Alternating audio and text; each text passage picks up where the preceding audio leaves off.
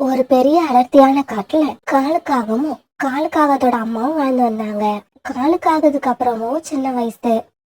அந்த காட்டுலயே ரொம்பவும் ஏழை குடும்பம் யாருன்னா அது காலுக்காகத்தோட குடும்பம் தான். காலுக்காகத்தோட அம்மாவும் காலுக்காகவும் சாப்பாட்டுக்கே ரொம்பவும் கஷ்டப்பட்டாங்க. அம்மா, எனக்கு ரொம்பவும் பசிக்குது, ஏதாவது சாப்பிட கொடுங்க. காலு, உனக்கு ஏதாவது அறிவு இருக்கா?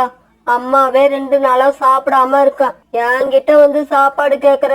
காலு, உனக்கு ஏதாவது உணவு கிடைச்சா என்கிட்ட கொண்டு வந்து கொடு. அந்த உணவு அம்மா சாப்பிட்டுட்டு அந்த தெம்புல உனக்கு போய் நான் உணவு தேடி எடுத்துட்டு வரேன். அம்மா, என்னம்மா லூசு மாதிரி பேசுற? எனக்கு கிடைச்ச உணவை உன்கிட்ட கொண்டு வந்து கொடுத்து அத நீ சாப்பிட்டுட்டு அதுக்கப்புறம் எனக்கு போய் உணவு தேடி எடுத்துக்கிட்டு வர்றதுக்கு எனக்கு கிடைச்ச உணவை நானே சாப்பிட்டுருவேன்.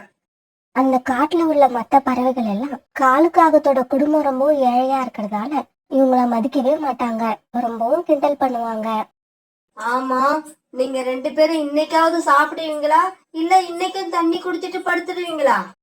ஐயா, தண்ணிய குடிச்சிட்டு படுக்கலான்னு தான் பார்த்தோம், ஆனா குடிக்க தண்ணி கூட எங்க வீட்டுல இல்ல.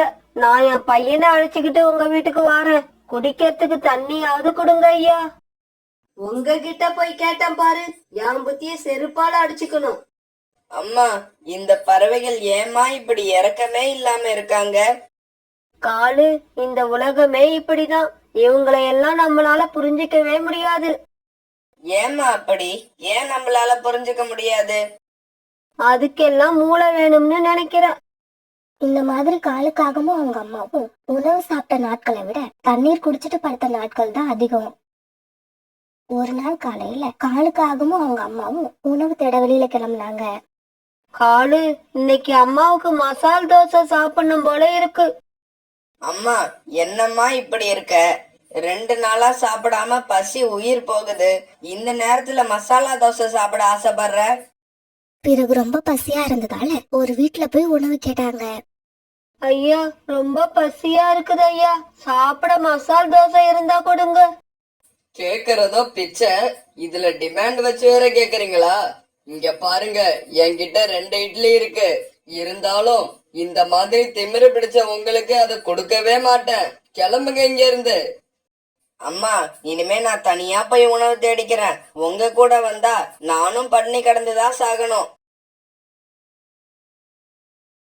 இப்படியே சில நாட்கள் நகர்ந்துச்சு. ஒரு நாள் காலையில காலுக்காக எழுந்திரிச்சதுக்கு அப்புறமும் காலுக்காகத்தோட அம்மா எழுந்திருக்கவே இல்லை. காலுக்காக தன்னோட அம்மாவை தொட்டு பார்த்தப்ப அவங்களுக்கு பயங்கரமா ஜுரம் அடிச்சுக்கிட்டு இருந்தது. உடனே தன்னோட அம்மா உடல்நிலைய பார்த்து பயந்து போன காலுக்காகவும் பறந்து போய் பறந்து டாக்டர் அழைச்சிட்டு வந்தது. டாக்டர், டாக்டர், எங்க அம்மாவுக்கு என்னன்னு சீக்கிரமா பாருங்க, எனக்கு ரொம்ப பயமா இருக்கு. பாக்குறேன் காலு, அத பாக்கறதுக்கு தானே வந்திருக்கேன்.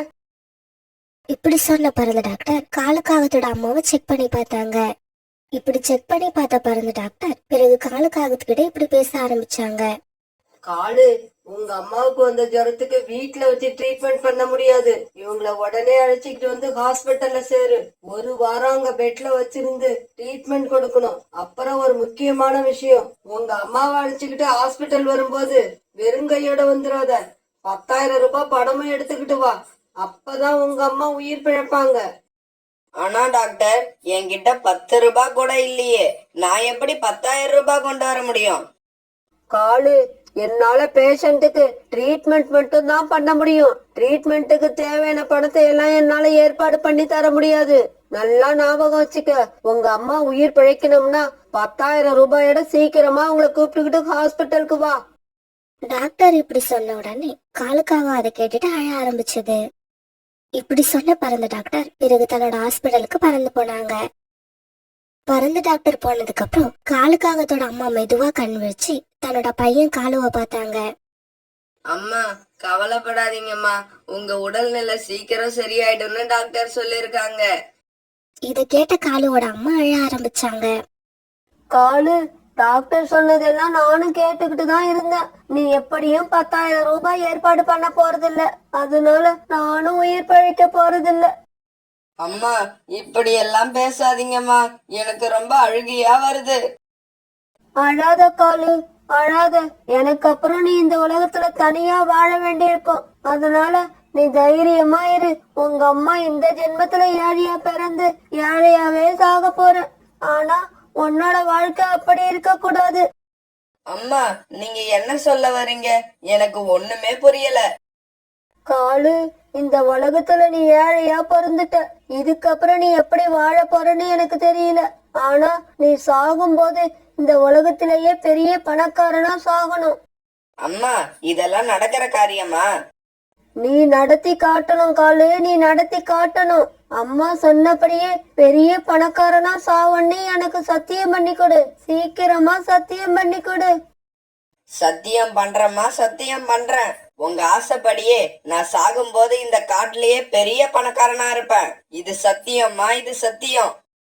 காலுவோட இந்த சத்தியத்தை கேட்ட உடனே அவங்க அம்மா ரொம்பவும் சந்தோஷமா தன்னோட கண்ணை மூடி இறந்து போயிட்டாங்க.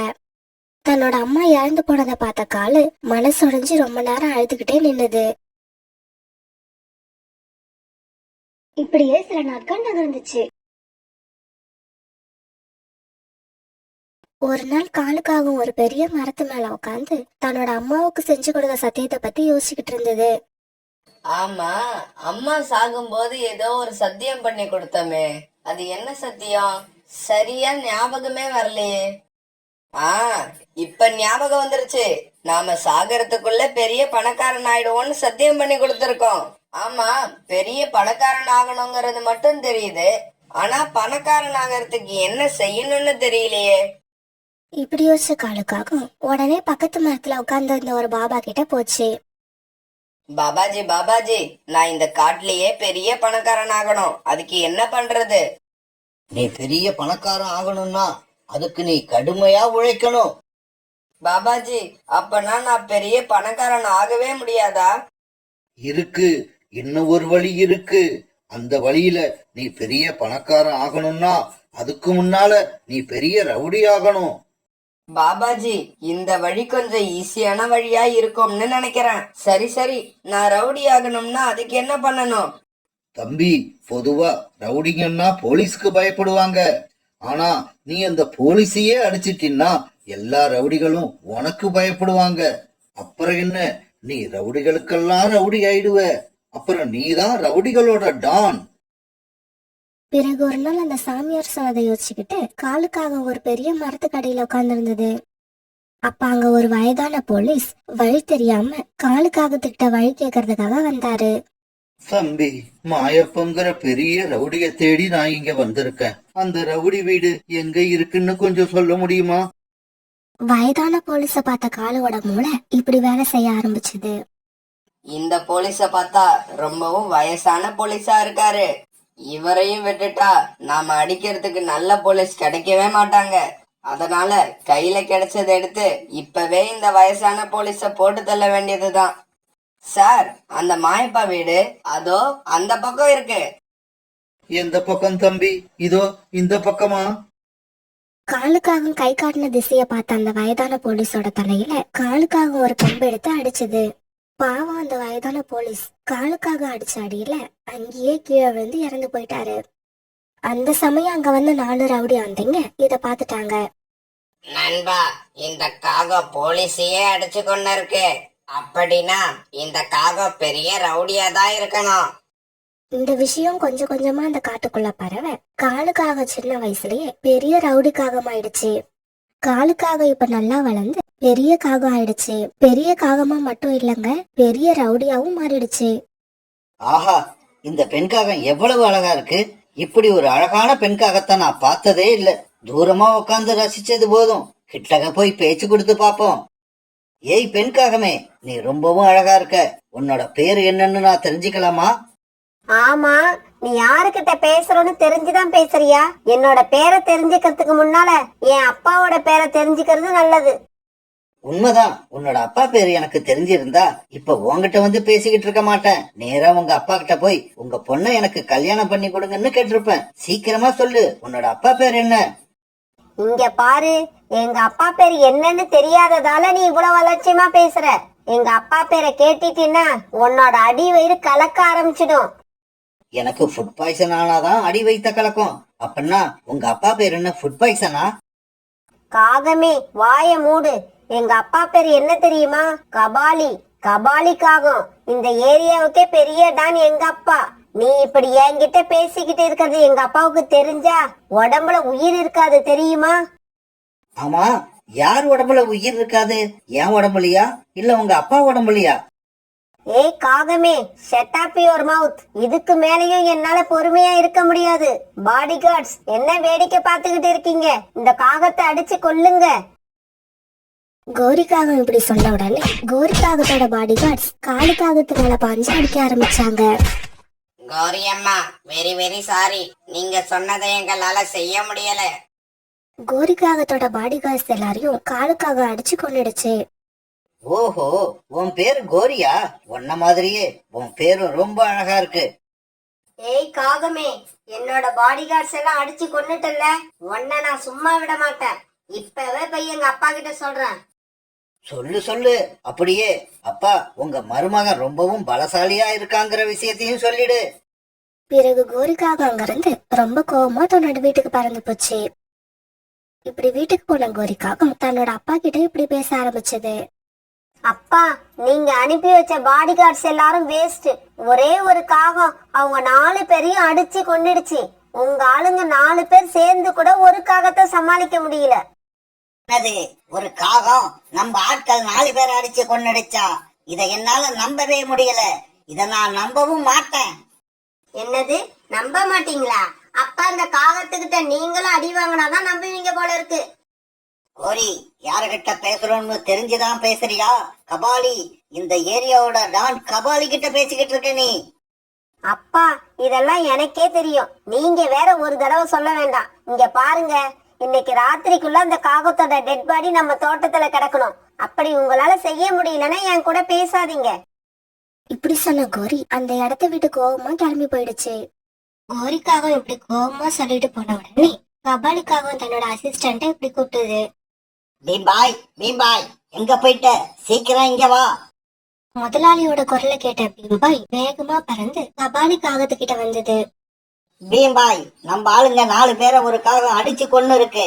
அந்த காகத்தை பத்தின ஃபுல் டீடைல்ஸ் என்னோட டேபிளுக்கு இன்னும் 1 மணி நேரத்துல வரணும். 1 மணி நேரம் தேவையில்லை சார். அதுக்குள்ளேயே அந்த காகத்தை பத்தின டீடைல்ஸோட அந்த பீம்பாய் திரும்பி வருவான். இப்படி சொன்ன பீம்பாய் அங்கிருந்து பறந்து போச்சு. இப்படி போன பீம்பாய் சீக்கிரமாவே காலுக்காகத்தை பத்தின விவரங்களை விசாரிச்சுக்கிட்டு திரும்பி வந்தது. சார், நான் அந்த காகத்தை பத்தின எல்லா விவரங்களையும் விசாரிச்சுட்டேன். அந்த காகத்தோட பேரு காலு. சின்ன வயசுலயே அவங்க அம்மா இறந்துட்டாங்க. ஆரம்பத்துல சாதாரணமா இருந்த காகம் ஒரு போலீஸ் அடிச்சு கொன்னதுல இருந்து ரவுடி ஆயிடுச்சு. அதுக்கப்புறம் பக்கத்து காட்டுல தொடர்ச்சியா 4 கொலைகளை பண்ணி பெரிய டானா வளர்ந்துருக்கு.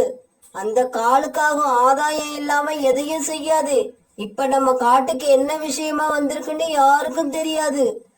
பீம்பாய், இப்படி ஒரு காகத்தை சந்திக்கணும்னு தான் நான் ரொம்ப நாளா காத்துக்கிட்டு இருந்தேன். நீ என்ன பண்ற? உடனே போய் அந்த காலு காகத்தை எங்க இருந்தாலும் இங்க அழைச்சுக்கிட்டு வா. கபாலி சார், அந்த காகத்தால நமக்கு ஏதாவது ஆபத்து ஏற்பட்டா என்ன செய்யறது? பீம்பாய், நான் அந்த காலு காகத்து கூட சண்டை போட போறதில்ல. சமாதானமா போக போறேன். கபாலிக்காக இப்படி சொன்ன உடனே பீம்பாய் அங்கிருந்து கிளம்பி காலுக்காகத்தை பார்க்க பறந்து போச்சு. இப்படி போன பீம்பாய் காலுக்காக எங்க இருக்குன்னு நிறைய பறவைகளை விசாரிச்சு கடைசியா காலுக்காகத்தை போய் சந்திச்சது. காலு சார், என்னோட முதலாளி உங்களை பார்க்கணும்னு ரொம்ப ஆசைப்படுறாரு. உங்களை கையோட அழைச்சிக்கிட்டு வர சொன்னாரு. ஏய் மொட்டை, நீ யாரு? என் பேரு உனக்கு எப்படி தெரியும்? காலு சார், அதையெல்லாம் உங்களுக்கு சொல்ல எனக்கு அனுமதி இல்ல. சரி, அத சொல்ல வேண்டாம். உன்னோட ஓனர் பேர் என்ன? அதையாவது சொல்லு. கபாலி. எங்க ஓனர் பேரு கபாலிக்காகும். இந்த காட்டுக்கே பெரிய டான் அவரு. ஓஹோ, கபாலிக்காகமா? நானும் அந்த காகத்தை பார்க்க தான் வெயிட் பண்ணிக்கிட்டு இருக்கேன். அந்த காகம் பெரிய டான் மட்டும் இல்ல, என்னோட மாமனாரும் கூட. கோரி அம்மாவை பொண்ணு பார்க்க வர காகங்கள் எல்லாம் தலை தெரிச்சு ஓடுறப்ப இவனே வழிய வந்து மாட்டான். பாவம். பீம்பாய், என்ன யோசிச்சுக்கிட்டே இருக்க? சீக்கிரமா என்னோட மாமனார் கிட்ட என்ன அழைச்சுக்கிட்டு போ. காலுக்காக இப்படி சொல்ல பிறகு பீம்பாய் காலுக்காகத்தை அழைச்சுக்கிட்டு கபாலிக்காகத்தை பார்க்க பறந்து போச்சு. சார், இதோ நீங்க அழைச்சிக்கிட்டு வர சொன்ன காலுக்காக இவர்தான். நீதான் காலுக்காகமா? என் பொண்ணோட பாடி கார்ட்ஸ பரலோகத்துக்கு அனுப்புனது நீதானா? சார், நீங்க வச்சிருக்கிறதெல்லாம் பாடி கார்ட்ஸ் இல்ல, வேஸ்ட் ஃபெல்லோஸ். இந்த மாதிரி 4 பேர் இல்ல, நீங்க 40 பேர் வச்சிருந்தாலும் அவங்களால உங்களோட பொண்ணை காப்பாத்த முடியாது. அதுக்கு பதிலா நீங்க உங்களோட பொண்ணை எனக்கு கல்யாணம் பண்ணி கொடுத்துட்டீங்கன்னா வாழ்நாள் முழுவதும் அவளை நான் பத்திரமா வச்சு பாதுகாப்பேன். காலு, நீ என்ன விட பெரிய டானா? கோரிய கல்யாணம் பண்ணி கொடுங்கன்னு என்கிட்டயே எப்படி கேப்ப? அப்ப கோரியோட அப்பா நீங்க இல்லையா? சாரி சார், கோரியோட அப்பான்னு நினைச்சுதான் நான் உங்ககிட்ட இவ்வளவு நேரம் பேசி என் டயத்தை வேஸ்ட் பண்ணிட்டேன். பீம்பாய், என்ன ஏன் இவங்கிட்ட அழைச்சிக்கிட்டு வந்த? கோரியோட அப்பா கிட்ட அழைச்சிக்கிட்டு போ. நான் அந்த கபாலிக்காகத்தை பார்க்கணும். ஏய் காலு, கபாலிக்காகங்கிறது நான் தான். நீ கல்யாணம் பண்ணிக்க ஆசைப்படுற கோரிக்காகத்தோட அப்பாவும் நான் தான். அப்புறம் ஏன் சார் சம்பந்தம் இல்லாத மாதிரி பேசுறீங்க? சட்டு புட்டுன்னு முடிவு பண்ணி உங்க பொண்ணை எனக்கு கல்யாணம் பண்ணி கொடுத்துருங்க.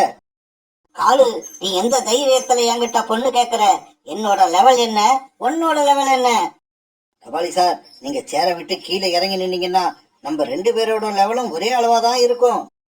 காலுக்காகத்தோட கேட்டு கபாலிக்காக தன்னோட மனசுல இப்படி யோசிக்க ஆரம்பிச்சது. இந்த காலுக்காகம் நம்ம பொண்ணு கோரிய கல்யாணம் பண்ணிக்கணும்னு ரொம்ப ஆசைப்படுது. இந்த ஆசைய நாம பயன்படுத்தி நம்ம பரம்பரை வைர நெக்லஸ அந்த கழுகு கிட்ட இருந்து எப்படியாவது திருப்பி கொண்டு வரணும்.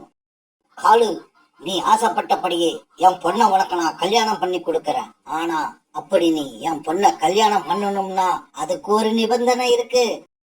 என்னது? கோரிய கல்யாணம் பண்ணிக்க நிபந்தனை இருக்கா? என்ன நிபந்தனை? சீக்கிரம் சொல்லுங்க. கோரிக்காக நான் எதையும் செய்ய தயாரா இருக்கேன். என்னோட பரம்பரை வைர நெக்லஸ் பொண்ணு எங்க கிட்ட ரொம்ப நாளா இருந்தது. அத ஒரு கழுகு எங்க கிட்ட இருந்து திருடிக்கிட்டு போயிடுச்சு.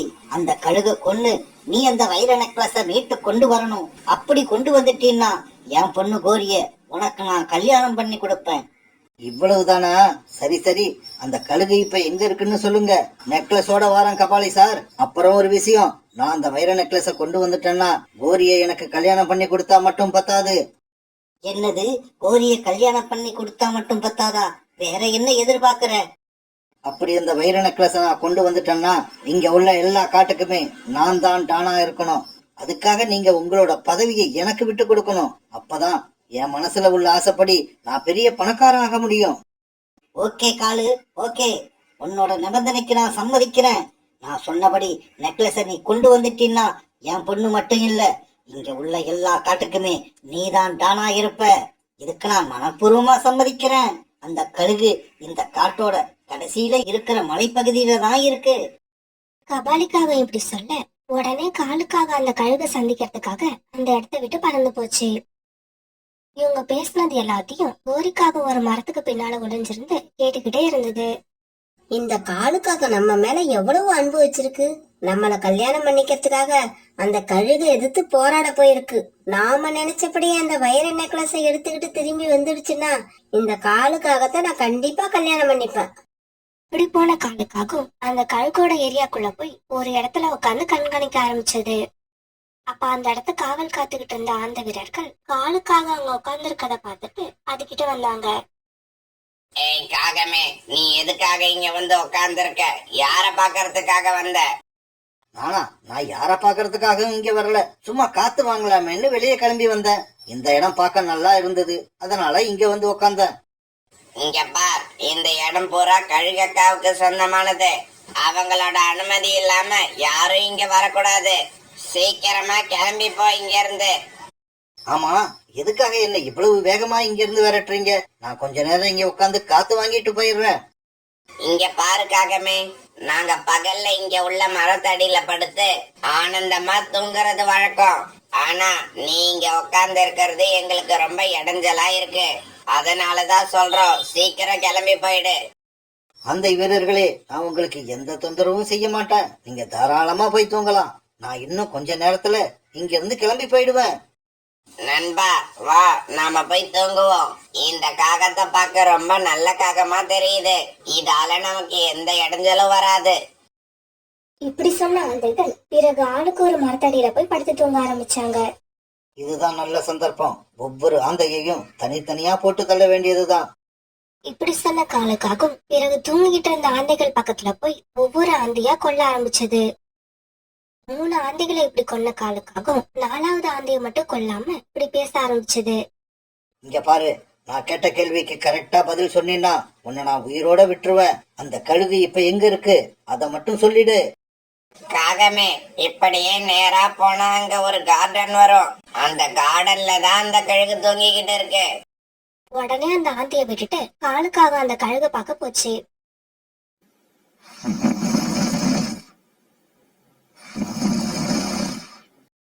அடேங்கப்பா, இவ்வளவு பெரிய கழுகா இருக்க.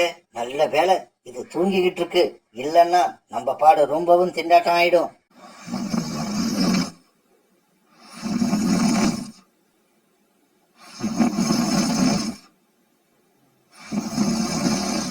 இந்த கழுகை எப்படியாவது கொன்னே ஆகணும். அதுவும் இது தூக்கத்திலிருந்து எழுந்திருக்கிறதுக்கு முன்னாடியே கொல்லணும். காலுக்காக இப்படி யோசிச்சுக்கிட்டு இருக்கப்பவே மரத்துல இருந்த ஒரு மாதுளம் பழம் கீழே விழுந்தது. இப்படி கீழே விழுந்த அந்த பழம் நேரா வாயை திறந்து கொரட்டை விட்டுட்டு இருந்த கழுகோட வாய்க்குள்ள விழுந்தது. மாதுளம் பழம் கழுகோட வாயில விழுந்ததால மூச்சு விட கழுகு ரொம்பவும் போராடுச்சு. ஆஹா, இந்த சந்தர்ப்பத்தை விட்டா நமக்கு வேற நல்ல சந்தர்ப்பம் கிடைக்கவே கிடைக்காது. இப்பவே போய் அந்த கழுகை அடிச்சு கொன்னுடுவோம். இப்படி யோசிச்ச காலுக்காகவும் பறந்து போய் கழுகு பக்கத்துல உட்காந்து அதை அடிக்க ஆரம்பிச்சது.